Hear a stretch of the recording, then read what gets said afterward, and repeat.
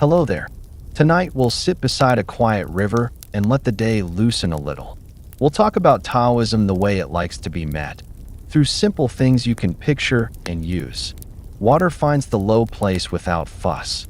It rounds hard edges because it keeps moving, not because it argues. When it carries more than it should, it sets some down and keeps going. We'll borrow those manners. We'll visit a few steady images. An empty cup that's useful because it has room, a reed that survives wind by bending, a stone that shapes the current by waiting. From them we'll draw out Wu-Wei, doing without forcing, so it sounds like ordinary life. Putting the first object where your hand will find it, giving a task the smallest true push, letting a knot loosen because you stopped pulling from both ends, saying one plain sentence when the room needs clarity. As the river moves, we'll move with it.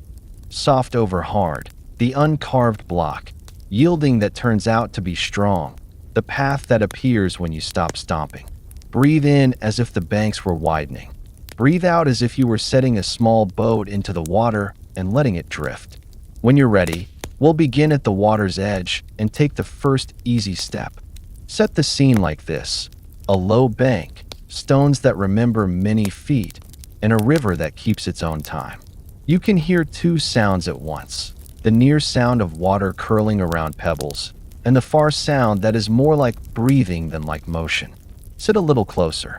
Watch the surface. It looks smooth until it meets a twig, then it hesitates, then it flows on.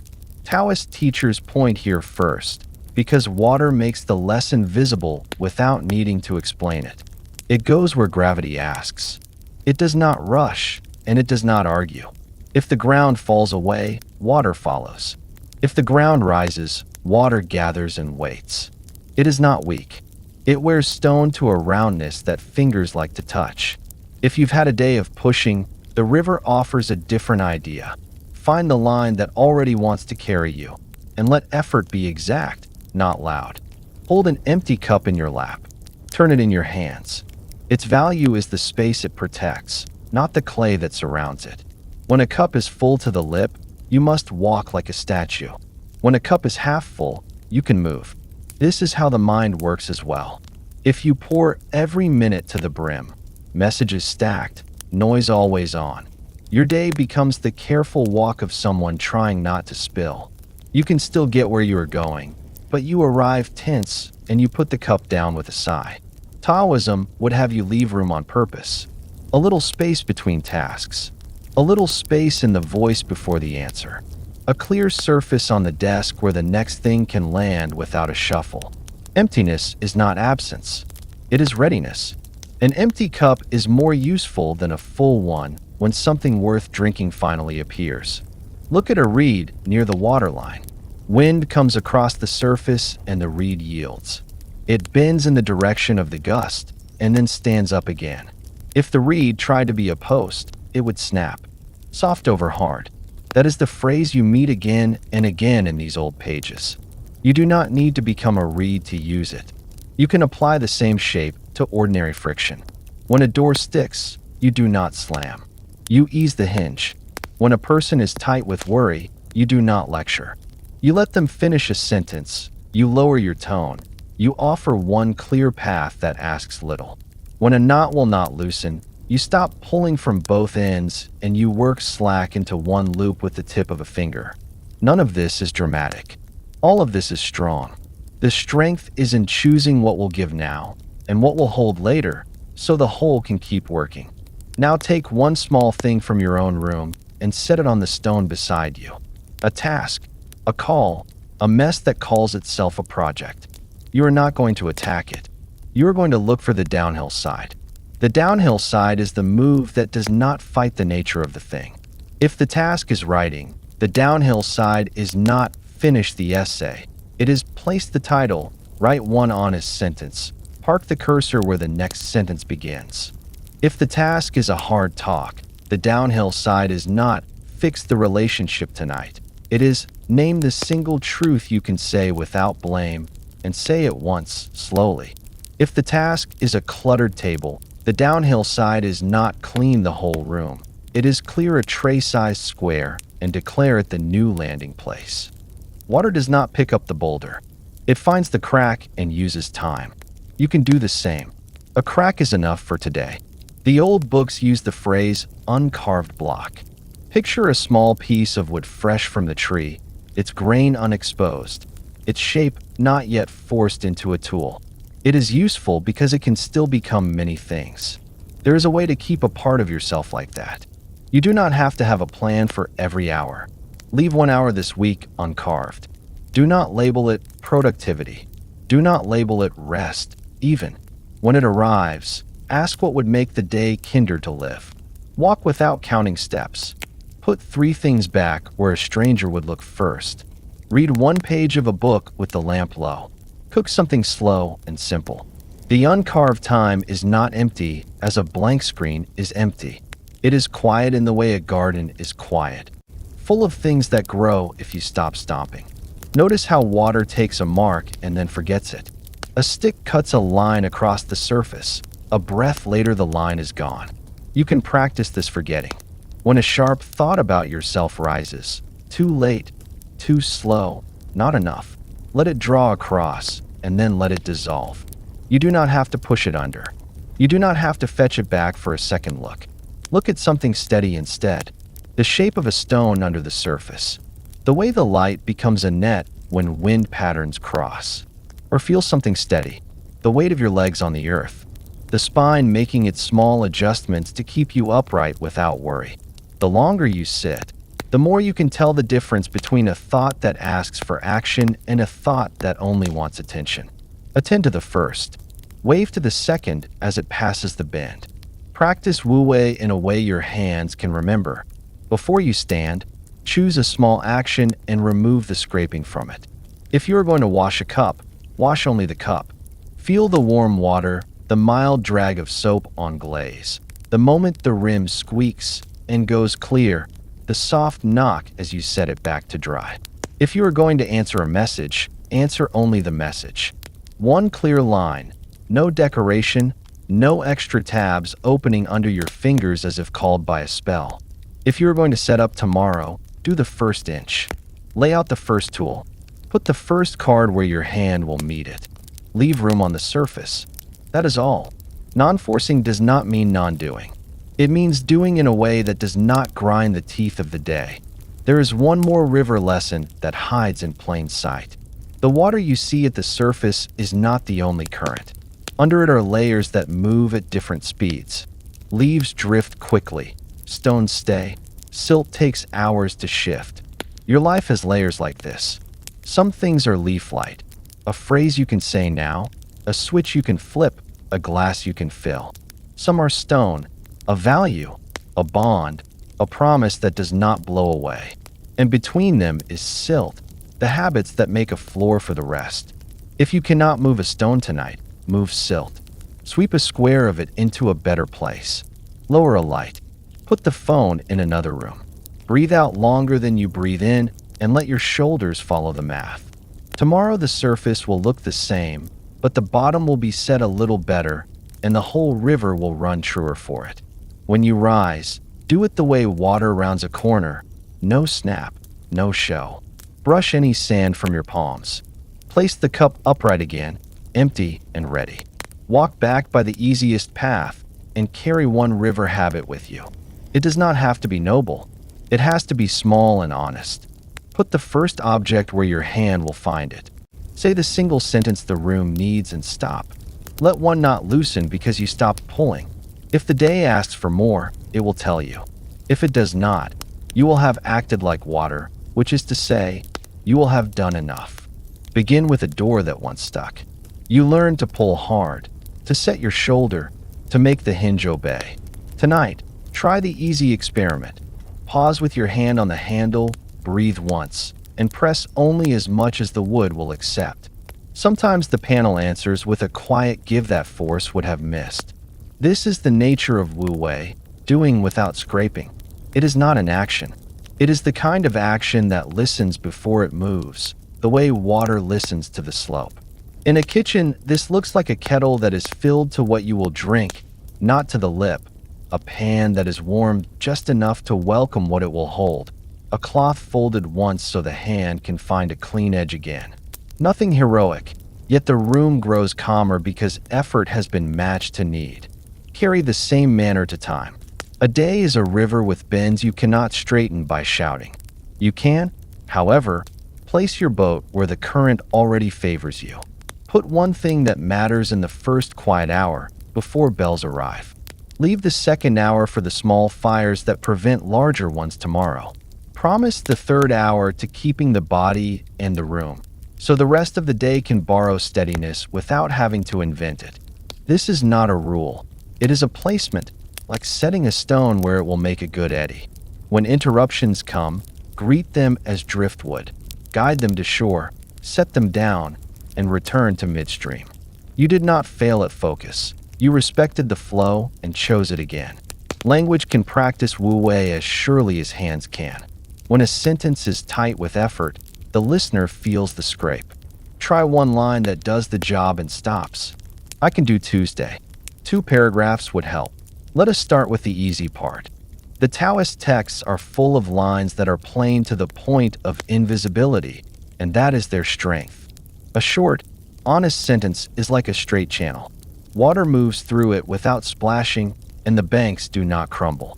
In your own rooms, let words be tools, not fireworks.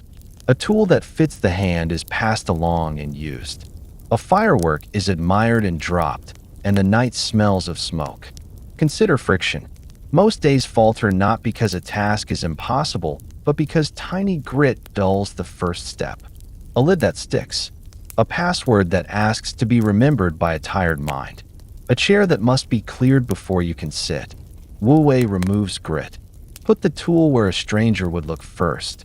Let a list remember what the head should not have to carry. Lay out the first object morning must touch. When the first inch is smooth, the next inch often follows. If it does not, accept the inch you kept. Water does not scold itself for rounding one stone and leaving the rest to weather. It moves on, and the river is still a river. There will be hours that ask for strength. Wu-Wei is not the cult of soft hands. It is the art of timing. When the slope is steep, water runs. When the gate opens, the herd moves. When a child is in danger, you shout, and the shout is correct. The practice is to save force for when it serves, not to spend it by habit. You can feel the difference in your chest. Forced effort grinds and throws sparks. Timely effort is hot and then gone. After it, the mind returns to even water. If you are still grinding long after the moment has passed, step back and ask what can be set down without loss. Many loads were picked up without a question being asked. Put a few of them back. In work that wants patience, switch from ambition to arrangement. A plant does not grow because you demand inches. It grows because you clear the shade, water the root, and let time do what time is good at. A skill is the same. Pick a small scope and repeat it kindly. 10 minutes at dawn for the shape of a sentence. 10 at dusk for the shape of a scale. Touch again tomorrow, then 2 days later, then 4. You will forget once. Touch again anyway. This is the way water teaches rock to change its mind. The rock does not feel scolded. It feels a steady hand, and over months it becomes round. When you must decide, look for the path that stays true when you are tired. The easy thing in the lively hour can become the hard thing at midnight. The Taoist answer is to design for midnight. Choose defaults that behave well without a fresh act of will. Put a glass by the bed. Put shoes by the door. Put clean paper exactly where the lamp pools. Put the tempting glow one room farther than your hand will travel after you lie down. You are not making laws for yourself. You are moving furniture so gravity will help when discipline is asleep. Relationships answer to Wu-Wei as deeply as kettles and doors. When another person is tight, a push meets a push and the knot hardens. Yield first, by a finger's width. Let them finish the line they were trying to complete. Name one small point of agreement aloud. Ask for one concrete thing that would make the next hour easier. If there is a truth you must say, set it down like a bowl. Simple, upright, without decoration that turns the bowl into a weapon. Often the room lowers its shoulders. Where there was a wall, There is a gate wide enough for the day to pass through without bruising. Let your body help your mind use less force. Sit so that breathing does not have to climb a hill. Let the jaw soften and the tongue rest where it does when you are about to fall asleep. Put the weight of your hands on your thighs as if they were two small stones being warmed by the sun. When you move the way a boat leaves its mooring, one rope, then the other, a gentle push, and the water finishes what the hand began. The body trained in this way becomes a reminder you carry from room to room.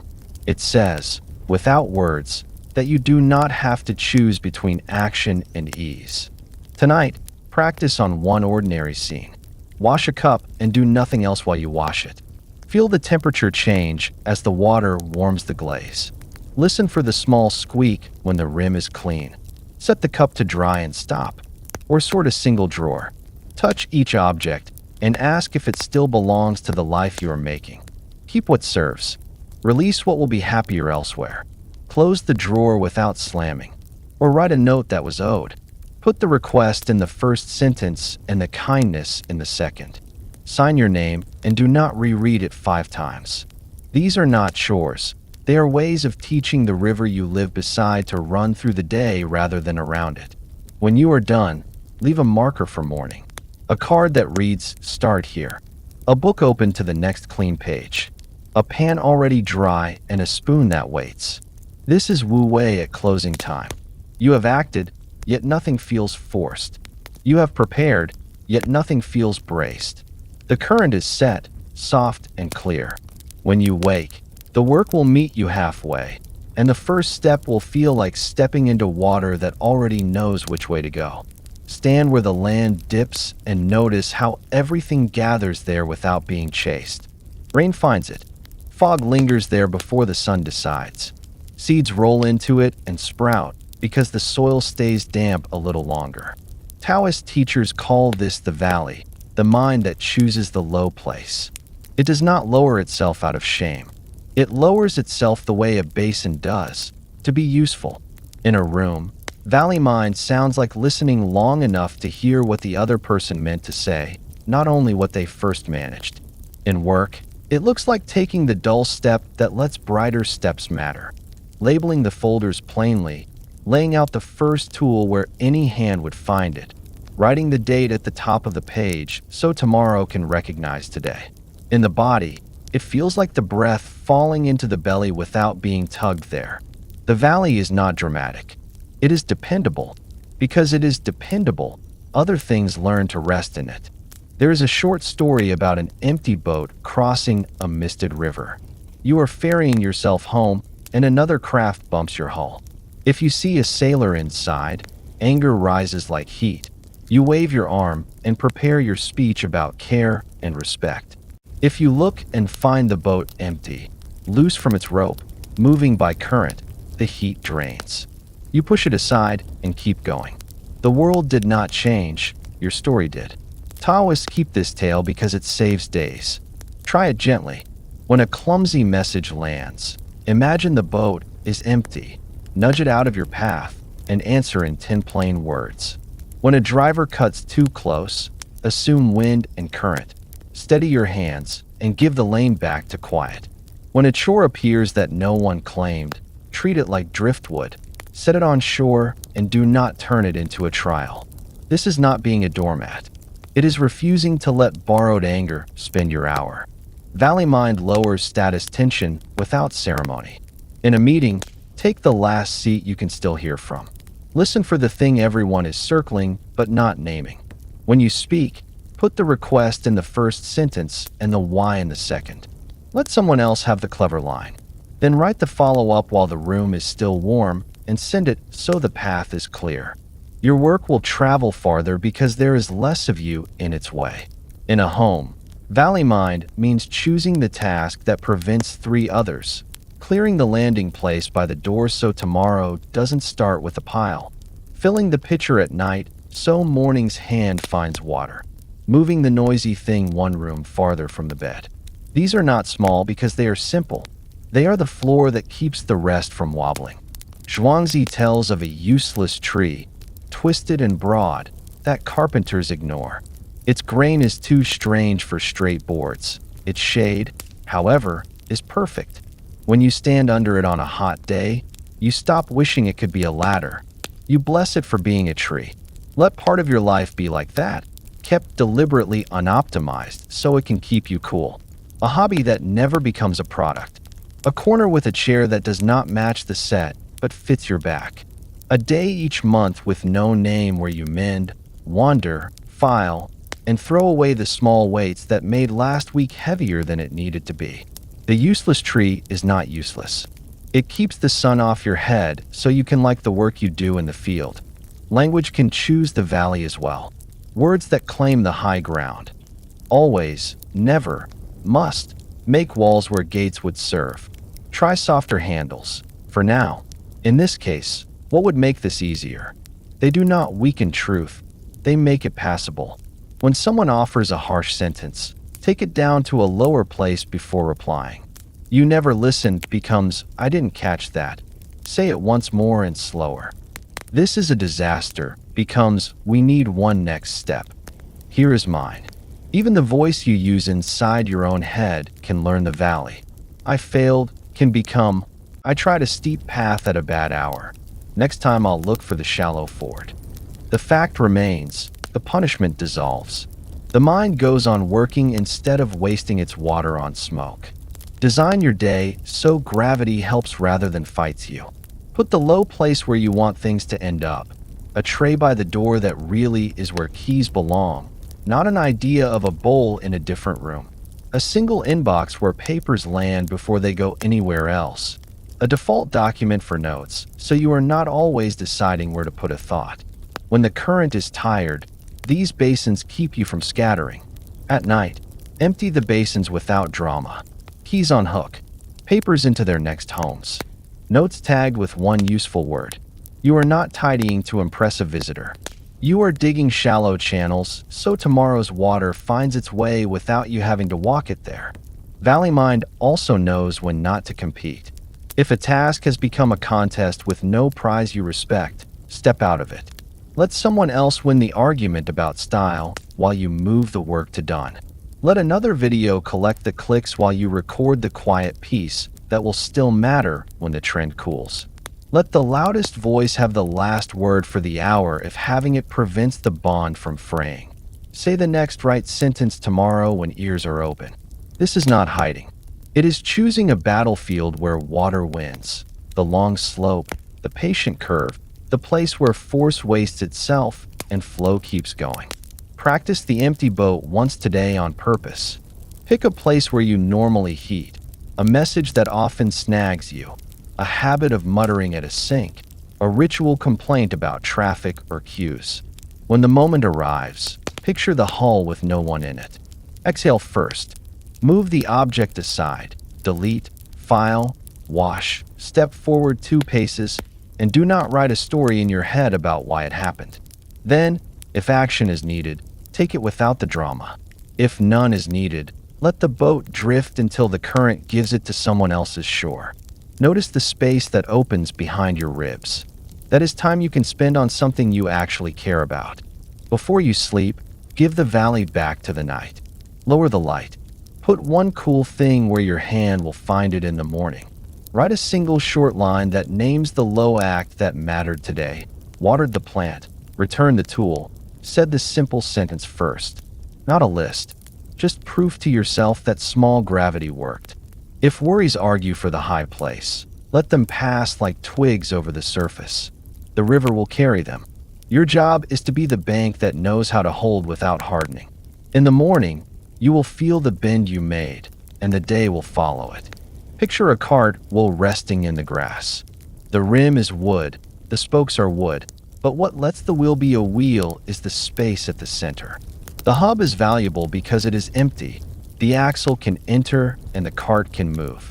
Taoist writing comes back to this image because it changes how you arrange a room and a day.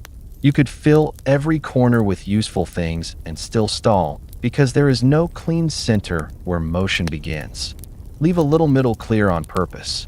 A clear spot on the table where the next task lands without a shuffle. A clear line in the schedule where nothing is booked so the hour can take the shape that's needed. The usefulness of the wheel is the whole. The usefulness of your day is the space you protect. Doors and windows teach the same lesson without speeches. Walls are solid, but a room is only livable because there is a gap to pass through and a frame that lets light in. You do not love the door for its wood, you love it for the opening. Let your tools and notes be like that. Put them where a stranger would look first, then leave a small gap around them so the hand can find them without knocking other things over. In text, let margins be real margins so the eye rests. In sound, let silence be part of the sentence so the ear can place the next word. Emptiness is not laziness. It is the shape that makes use possible. Names help until they harden. The Tao Te Ching begins with the simple warning that the name that can be fully named is not the whole thing. Labels are like handles, they help you lift. But if you mistake the handle for the object, you bruise the object. You can practice a gentler naming in ordinary ways. Call a plan version 1, and the shoulders drop because the name leaves room to change. Call an opinion for now, and the conversation keeps a door. Call a person by their role today, helper, learner, guest, and you invite the version of them you mean to meet. Use the handle, then let it go when the object asks to be held directly. Leave one part of your life unlabeled each day so it can show you what it is. A walk that is not for steps, just for air. A page that is not for output, just for looking until one sentence lifts its hand. A drawer you open to return two things to their true homes and close when those two are done. The uncarved block returns here, quiet and useful. Raw wood is good because it can still become many shapes. The same is true of a free half hour. Do not cram it. Set it down like a clean bowl and see what fills it without forcing. Often what arrives is the thing that would have been crowded out if you had tried to schedule it. The body understands empty centers better than the mind. Sit so the breath can fall to the belly without climbing a hill. Let the exhale be a little longer than the inhale and watch how the chest makes room on its own. Put weight into the chair and feel the spine stack like simple blocks. Nothing fancy, only true. When the posture has a clear middle, hands work better. A cup is steadier, a key finds its lock sooner, a sentence asks for fewer extra words. If you cannot change the whole day, make posture your will hub and build outward from there. Calm in the center turns effort at the edge into something smooth. Work wants a hub as well. Give each project a single page that answers 3 plain lines. What it is, where it lives, what the next inch is. Not a dashboard with decorations, just a white space with a short center. When you return in a tired hour, you will not have to search or remember. The hub will accept the axle. The cart will move. Do the same for the week. One card that says, this is the week of the call, the repair, and the rest. Other things will happen, but the center will keep what matters from sliding under the bench. Notice how relief arrives when you remove one thing instead of adding 3. A shelf clears, and the whole wall looks lighter. One commitment is released, and 5 small ones stop jangling. You cannot subtract forever. Rooms also need chairs and bowls. But subtraction first makes adding honest. Before you seek a new tool, move the tool you have to where the hand reaches without looking. Before you chase a new method, try the simplest one in a blank space. Write one paragraph on paper. Stack the dishes as you wash. Put the phone in another room and let the hour be quiet. Often the missing piece was not equipment. It was room. At night, close the day the way a potter cleans the wheel. Wipe the surface. Center one lump of clay for tomorrow and leave the rest wrapped. Put the first object where morning's hand will find it. Write one small line that names the space you kept today, the open hub that let the wheel turn. There was room to listen. There was room to change my mind. There was room to start gently. Turn off lights you do not need. Let the house have a dark center as well. Sleep makes its own opening in the middle of thought, and through that opening the day passes from effort into rest without grinding. When you wake, the axle will be waiting, the hub will be clear, and the cart will move with less noise. Stand among the reeds a little longer and notice that the ones which last through every season all share two quiet skills. They bend when the wind asks, and they root where the river feeds them. Bending is not surrender. It is a way of keeping the stock whole. Rooting is not stubbornness. It is the calm that lets bending be safe. Taoist writing sometimes says, return is the movement, meaning life prefers cycles to straight lines, and strength prefers softness to show itself. If you learn to bend without breaking and to root without hardening, days stop feeling like a test and begin to feel like weather. Varied, survivable, and often beautiful when you don't insist on sunshine. Try the shape with your body first. Sit so the spine is stacked, not braced. Let the crown rise as if a thread were lightly drawing it upward. Let the tailbone answer by being heavy. Now give the ribs the smallest permission to move with breath, so the trunk is not a pole, but a living mast. When a thought gusts through, feel the sway, and then return to center. This is the lesson of bending, movement with memory.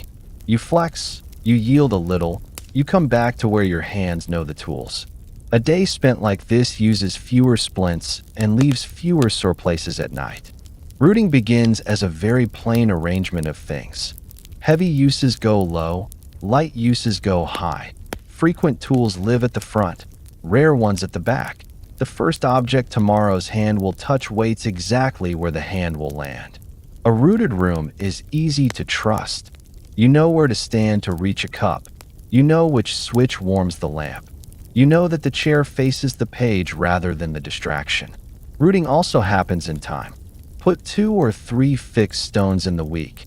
Call a person who matters. Clear a square of space. Take air and light, and let the rest of the hours swirl around them. The fixed stones do not make the stream rigid. They make it reliable. Now pair the 2 skills in small work. When a plan takes a hit, bend by shrinking the scope without changing the aim. 1 paragraph instead of 3, the easy section of the closet instead of the whole room, the civil sentence tonight, and the complicated conversation on a morning with clearer light. Then root by finishing the smaller promise completely. Name it done. Put the tool away. Write the date. The mind learns to trust you again not because you never change size, but because you do what you say at the size you can actually carry. Bending preserves motion. Rooting preserves meaning. The same pair rescues difficult talks. When a voice is hard and quick, bend the pace. Let the other person finish their line without trying to top it. Lower your tone by a step. Put the request in 1 short sentence instead of 5. Then root the bond. Name what remains true even while you disagree. We're on the same side about wanting this done. I'm staying. We can revisit after lunch. People stop flaring when they feel the ground. Where there is ground, softer steps are possible. Where softer steps are possible, the room remembers how to solve problems rather than win moments. Bend and root also tame calendars. A day full of hard edges breaks at the first surprise. Leave a hinge hour, an open gap you can swing toward a task that ran long, toward a walk that steadies you, or toward nothing at all, because nothing is sometimes what repairs the hinge. That is bending. For rooting, give each project a home base. 1 page with 3 lines. What it is, where it lives, what the next inch is. The minute you're bumped by an email squall, you can return to the page and re-enter the path without searching. Surprise loses its talent for erasing the morning. In the kitchen, bending is as simple as lowering heat when a sauce threatens to scorch and letting time finish what flame cannot hurry. Rooting is the habit of laying out ingredients before the fire is lit, so movement inside the hour feels like gliding rather than darting. At the sink, bending is washing 1 bowl at a time without auditioning future tasks in your head. Rooting is putting the clean bowl where it will be found by a hand that did not do the washing. The Tao is not mystical here. It is the everyday relief that arrives when force is spared and placement is kind. There is a softer courage in bending that is worth naming. You can let an opportunity pass because the season is wrong and still not be a coward. You can change your mind because new facts arrived and still not be fickle. The reed keeps its name whether it leans east or west. You keep your character whether you choose to speak now or next week. Rooting holds the name, bending chooses the moment. Together they turn willpower into wisdom, which costs less and lasts longer. Practice at closing time.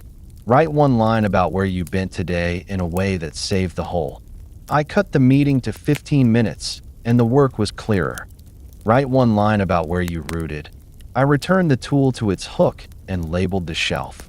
Place tomorrow's first object where your hand will find it. Then walk the short distance to bed the way the river rounds a corner, without drama, without hurry, with memory of where you belong. Sleep will do what sleep does, settle the silt, feed the roots, soften the edges of hard weather. In the morning, test the pair once before you speak to the world. Bend. Open the day with the smallest true push in the right direction. Root. Finish that inch and mark it complete.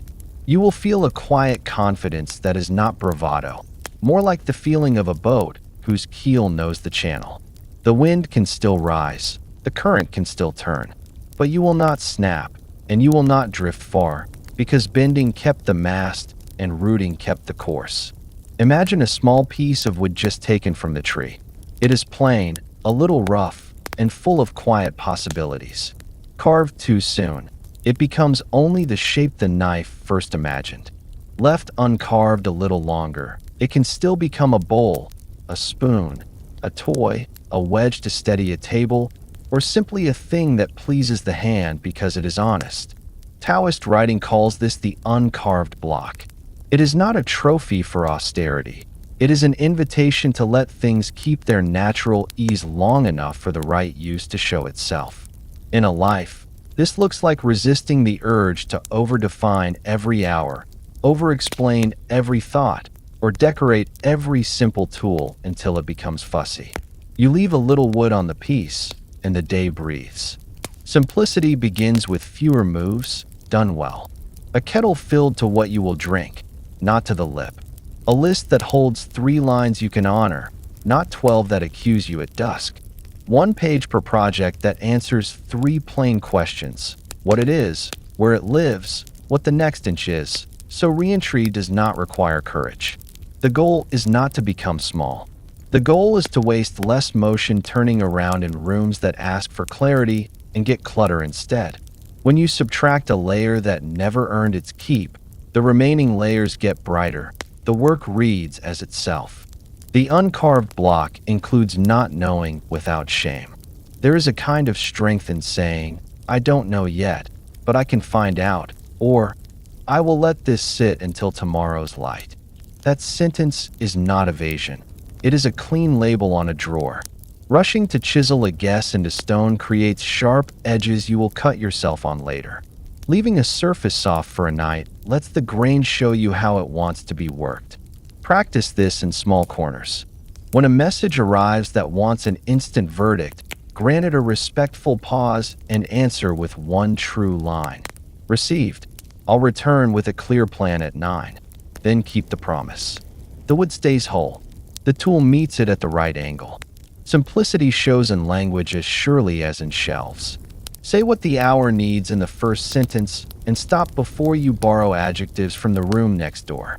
I can do Thursday. 2 paragraphs would help. Please put the request in the first line next time. These are not cold. They are kind to attention. A short, honest line is a straight channel. The water moves through without splashing, and the banks remain intact. If warmth is needed, place it where it belongs, at the end. Thank you for trusting me with this. The work then carries both clarity and care without the scrape of excess. In arrangement, the uncarved block looks like white space you defend. A clear center on the table where the next task lands without a shuffle. A first hour of the morning that belongs to one meaningful thing and no other. A phone that sleeps 1 room away so the hand meets paper before it meets glow. You do not protect emptiness because nothing should live there. You protect it because something valuable will, and it needs a place to arrive. A will turns because there is a hole at the hub. A day turns because there is a quiet middle where decision can sit before it moves. Simplicity does not mean thin. A soup with 3 good ingredients can have depth because each ingredient is allowed to be itself. A schedule with 3 honest stones. Care for the body, care for the bond, move one project 1 inch. Often leaves the evening richer than a day drowned in minor tasks. You can feel the difference by touch. Thin simplicity feels brittle and proud. True simplicity feels solid and willing. It invites hands to use it. When in doubt, remove 1 ornament and add 1 gesture of care. Wipe the tool, label the hook, fold the cloth once so the next hand finds a clean edge. You can uncarve habits the way you uncarve wood. Strip a loop to its minimum until it never fails. Read 1 page. Write 1 honest sentence. Walk to the corner and back. When that tiny loop is real, let it thicken in its own time. Growth driven by pride fractures. Growth allowed by rhythm holds. Mark the kept loop with a small reward that does not build tomorrow. A pencil tick, a breath at the window, a better drink of water. You are teaching the system that the simple version is safe and therefore repeatable. Repetition, not drama, builds the beam that carries weight. Guard against carving labels into people, including yourself.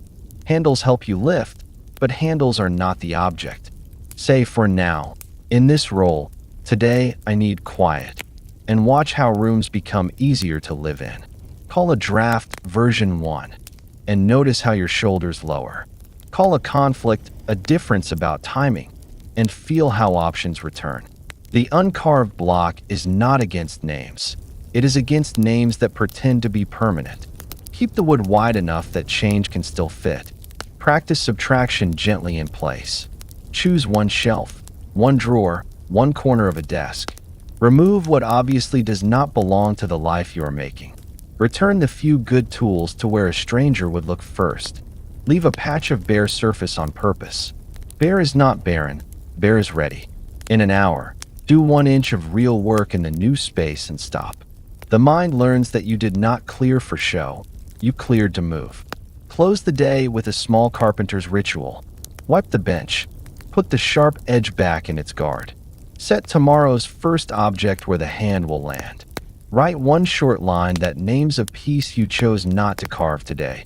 An answer you kept simple, a task you let stay small, a space you left open. Then let the room go dim. Sleep is the master craftsman. It sands what you rough-shaped, oils what you meant to keep, and carries away the curls of waste you do not need. In the morning, touch the wood and feel how much of its life remains in it because you did not hurry the knife. Walk a little way downstream until the path grows softer and the grass keeps beads of water along its edges.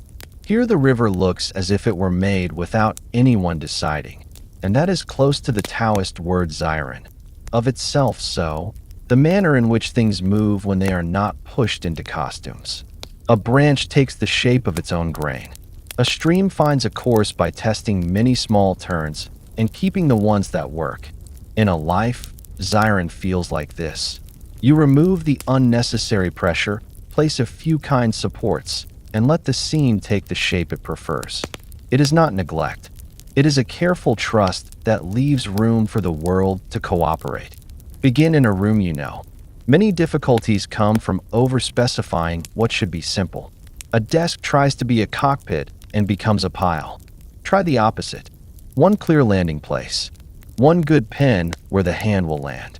1 page for the project with 3 lines. What it is, where it lives, what the next inch is. When the clutter of options steps back, the work shows you how it wants to proceed.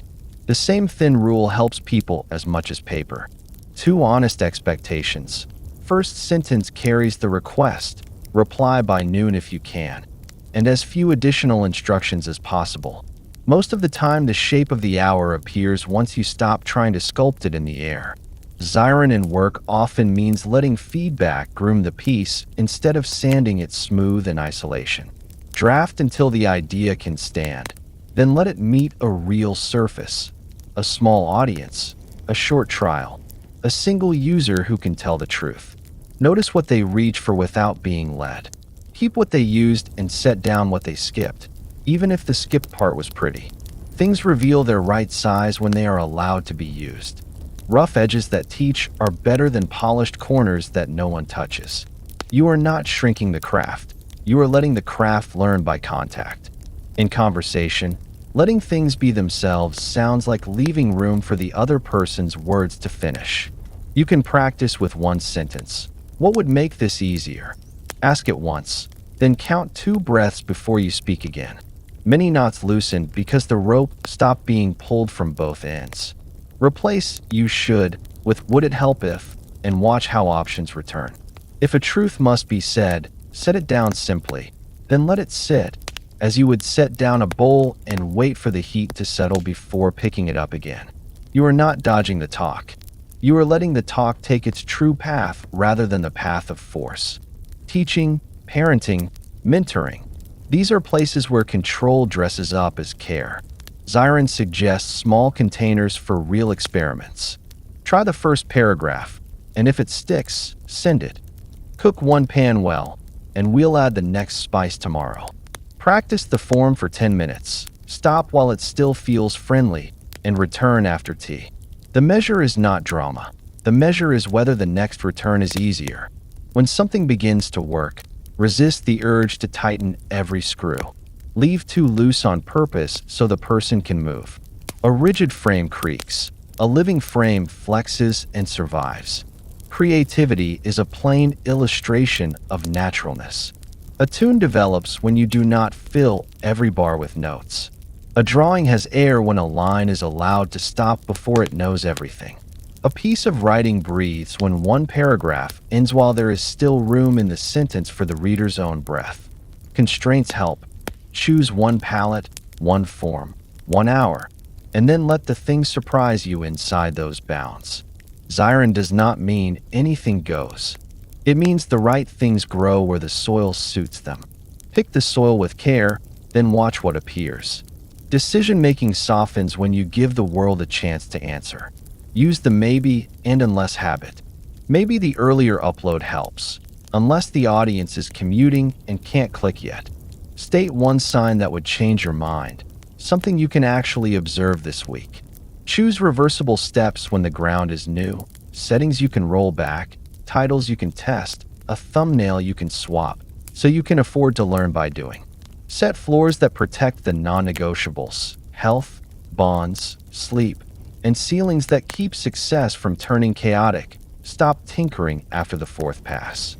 Within those guardrails, let outcomes be outcomes and update without speeches. Your body knows how to be of itself, so if you allow it. Walk 10% slower than habit and notice how the shoulders lower on their own. Let the out-breath be longer than the in-breath and feel the chest make room without being told. Sit so the hips carry the weight and the spine stacks, then leave the posture alone. Small muscles will adjust in quiet ways. If a thought arrives that wants to sprint, let it pass you on the path and keep your pace. The point is not sedation.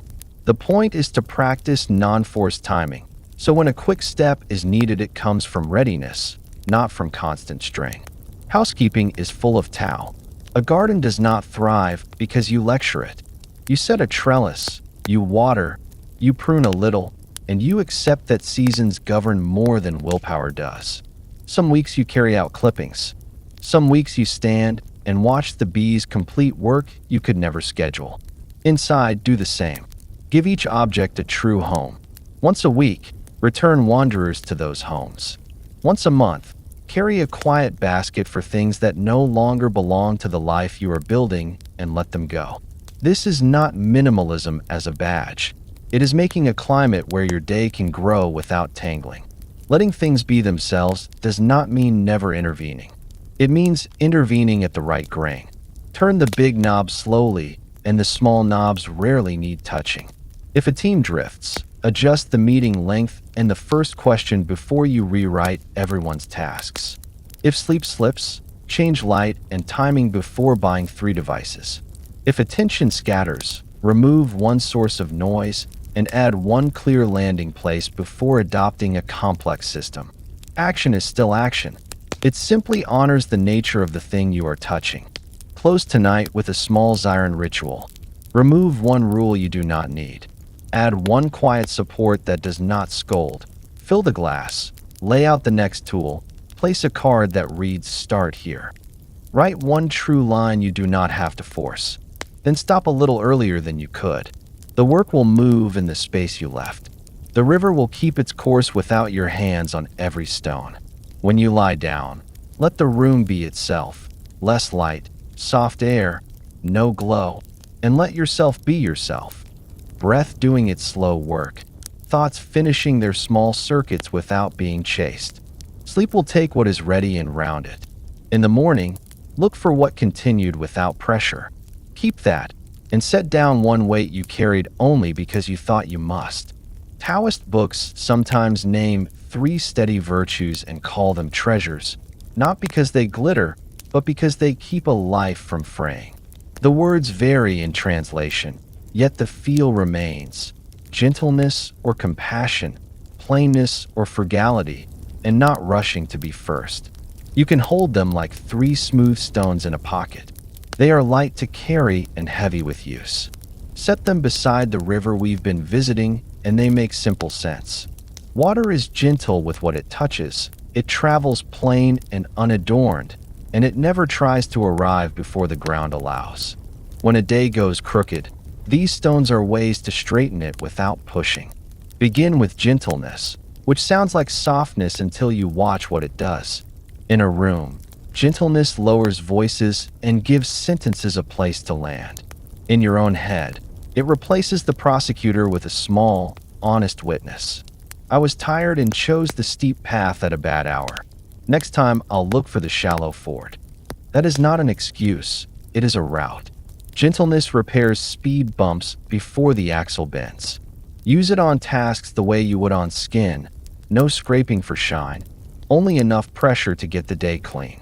A message can be washed with one clear line, a floor with 3 slow passes of a broom, a knot with a fingertip that looks for slack instead of yanking both ends.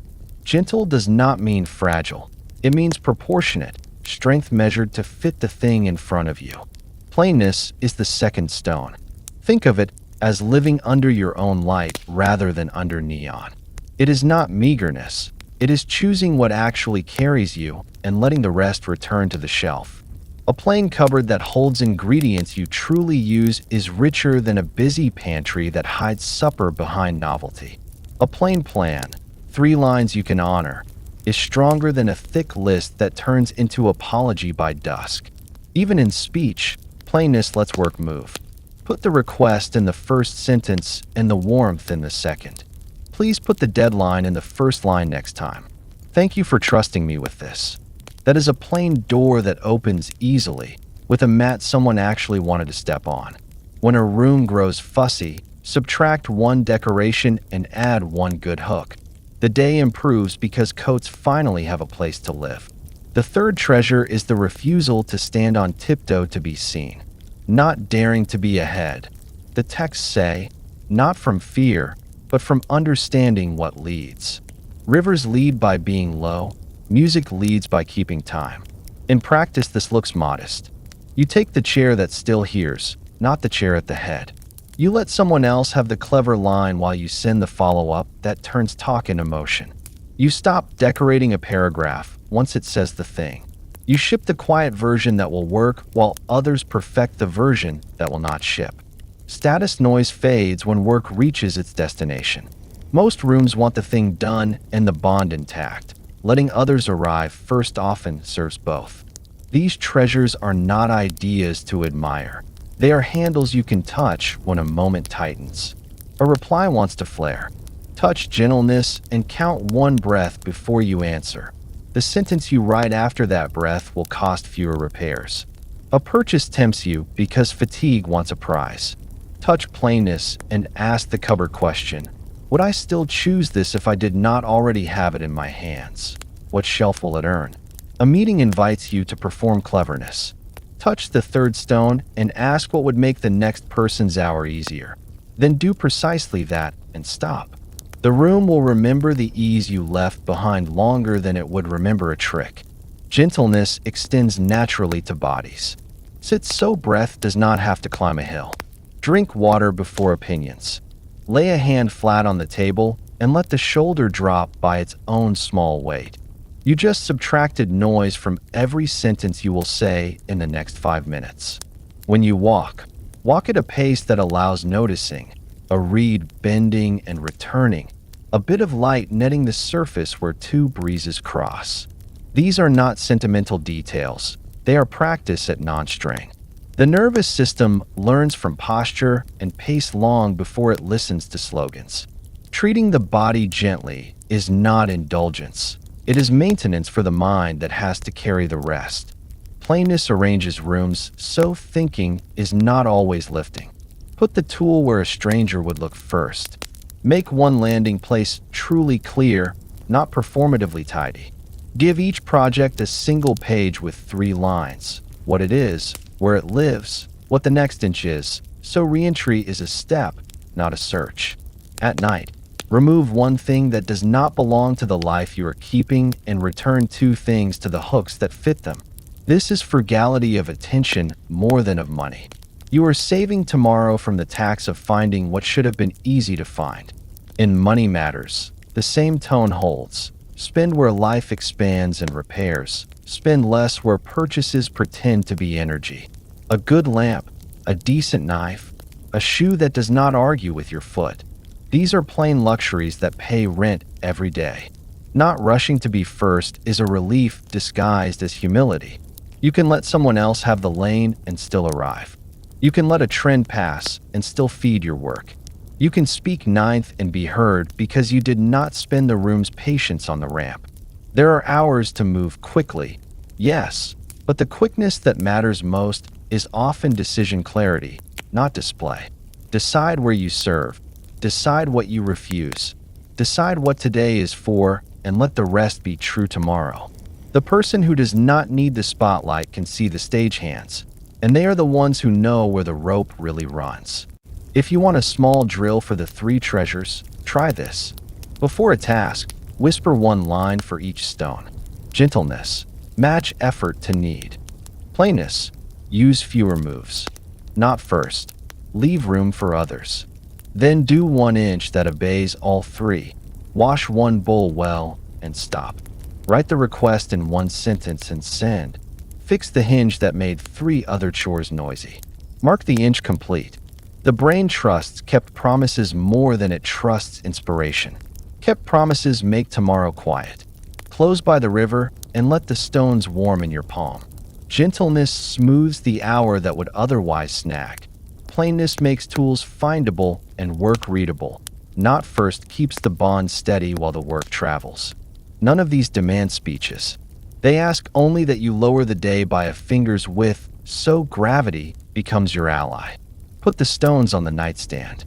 Turn the lamp down. If a thought insists on arguing, show it the water rounding the bend and let it follow. In the morning, carry 1 treasure to the sink, 1 to the desk, 1 to the door, and let the house learn their weight. There is a short verse in the old book that sounds like advice from a quiet elder. Hold a bowl to the brim and it spills. Sharpen a blade too keen and it dulls. Chase applause and the hand slips. The counsel is simple, stop it enough. Not because ambition is evil, but because every craft has a point where more pressure breaks the line that made it good. Near the river this is easy to see. A fisherman draws the net and then lets it rest. If he keeps pulling, the knots cut into his palms and the mesh tears. Water rises after rain and then falls.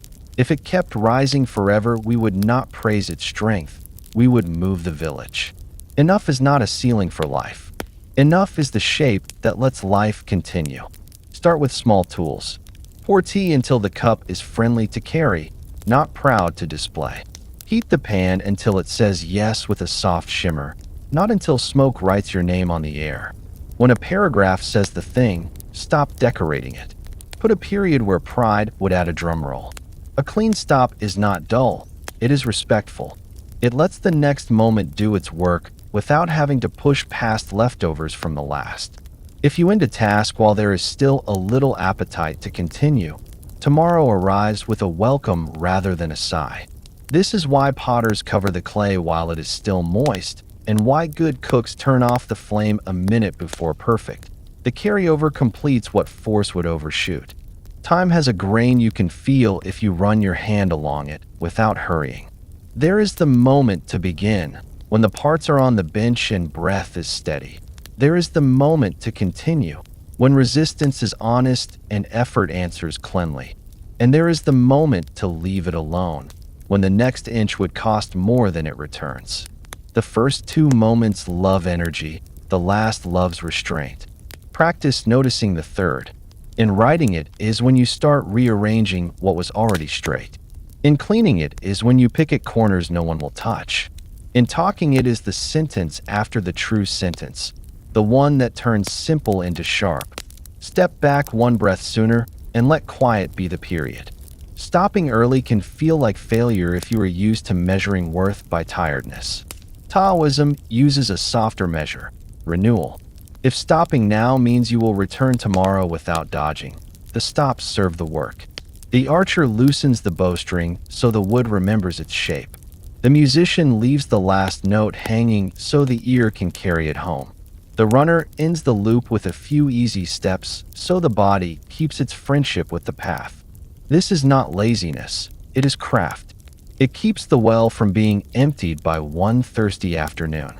Enough also belongs in how we ask. A clear first sentence followed by one line of kindness is enough to move a task. 5 angles and a flourish were down attention. Please put the request and the deadline in the first line next time. Thank you. The moment you feel the urge to gild, check whether you are solving a problem or chasing a feeling. If it is the feeling, set the extra words down and let your feet carry you to the next small, necessary act. Rinse the cup, file the page, put the keys on the hook. Work that matters prefers clean edges over fireworks. In money and things, enough saves more than cash. It saves attention. A tool that works and lives where a hand can find it is worth more than 2 tools that require a search. A cupboard with 8 true ingredients makes better suppers than a pantry that hides supper behind novelty. When tempted to add, ask 2 questions. Where will it live and what will it replace? If you do not know, wait a week. Delay is a gentle friend of enough. Much that looked necessary on Tuesday evaporates by Friday when the river has had time to carry the mood downstream. There is also the enough of dispute. A knot tightens when both ends are yanked. If you have said the true sentence, plain, without blame, stop and let it sit. Silence is not surrender when it gives the other person a chance to breathe where they were bracing. Offer one practical next step and step aside. If the talk wants to continue, it will find you again when ears are open. If it does not, you have kept the bond from paying interest on words no one could afford. Stopping well asks for closing rituals. End a session by putting the first object for tomorrow where your hand will land. Write one line that names where to begin. Title is set. Next, 2 examples. Save and close the file. Set the tool down where a stranger would look first. Turn the lamp 1 notch lower and let your eyes tell your mind. We are done for now. The ritual is not ceremony for show. It is a handle for the nervous system. It marks a boundary so rest can do its stitch work without you picking at the seam. There is a fear that enough will make life small. The river answers by being wide where the land allows and narrow where the banks require. It does not apologize for either shape. Enough gives you seasons. There will be days when you carry farther than you thought you could. There will be nights when you set the basket down at the first gate and leave the rest for morning. Both can be correct if you are listening. When in doubt, make a small test you can reverse. If stopping early today makes tomorrow easier to enter, you chose well. Try a gentle drill before sleep. Think of one place today where you stopped soon enough, ended the paragraph when it said the thing, turned off the screen before the mind began to buzz, let a talk rest at the clear sentence. Note it in a line. Then think of one place where you went past the mark. Do not scold. Name the sign you missed so you can catch it next time. The first repeat, the first fussy adjustment, the first one you ignored. Set a card for morning that reads, "Stop it enough." Put water by the bed. Turn the room down one shade. When you wake, practice once before the world arrives. Start a small task, do the necessary inch, and stop while there is still a dot of appetite to continue. Mark it complete. Feel how the day opens instead of closing around you. Enough is not a gate that bars the way. It is the quiet hinge that lets the door swing without squeal.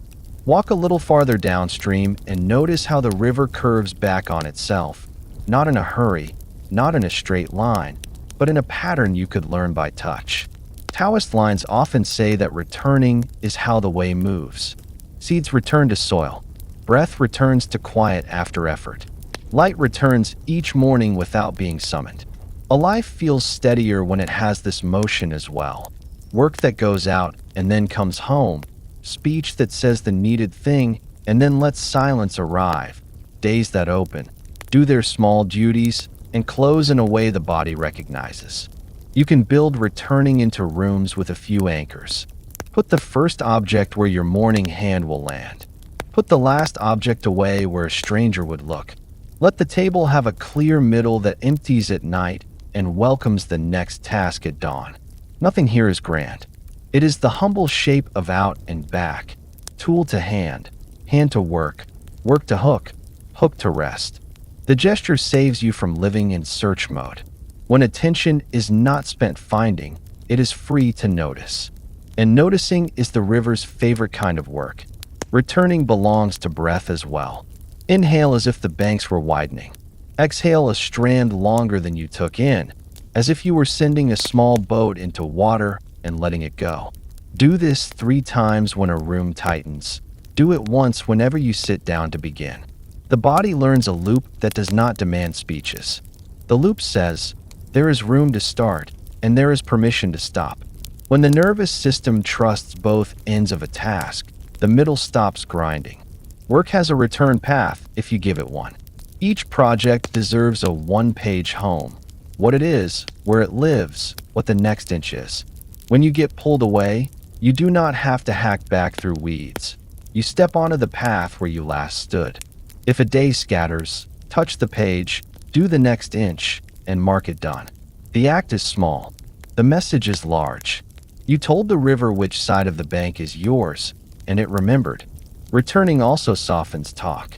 Say the true sentence once, plainly.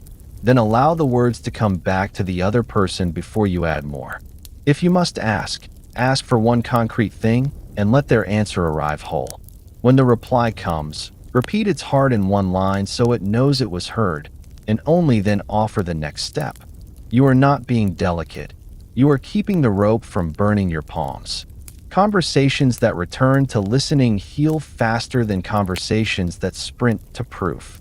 Even care can return. A room that has been swept wants a day to be left alone. A body that has carried wants water and a slow spine. A bond that has done hard work wants a low evening with no decisions in it. If you keep asking things to stay at their peak, they stop being friends. Stop it enough.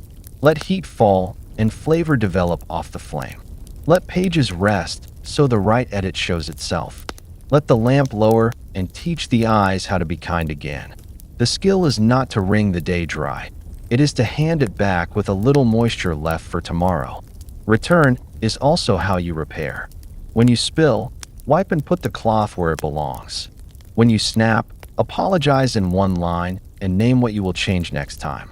When you stray from a habit, do not hold court about failure. Return at the smallest size that feels honest. One sentence written, one dish washed, one walk to the corner and back. Water does not make speeches about rocks. It finds the crack and begins again. Close the loop each night with a simple ritual that does not need applause. Clear a small square on the table. Set tomorrow's first tool there. Write one short line that says where to begin. Turn off the light you do not need. The room learns the shape of home. The mind follows furniture more faithfully than it follows slogans. In the morning, the path will be where you left it, and the day will accept being guided by something quieter than force. You have now gathered a handful of river habits.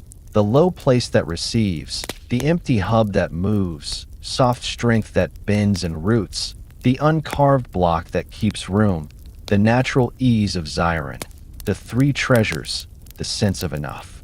None require a special mood. They ask only for the first inch and a kind return.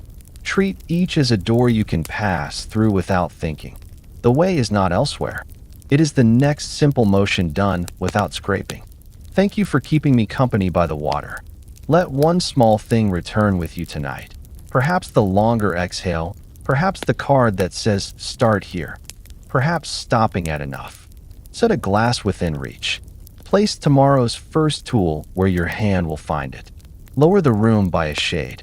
If you are already drifting, let the current carry you. If you are still here, breathe in as if the banks were widening. Breathe out as if you were sending a small boat into the dark and trusting it to find the bend.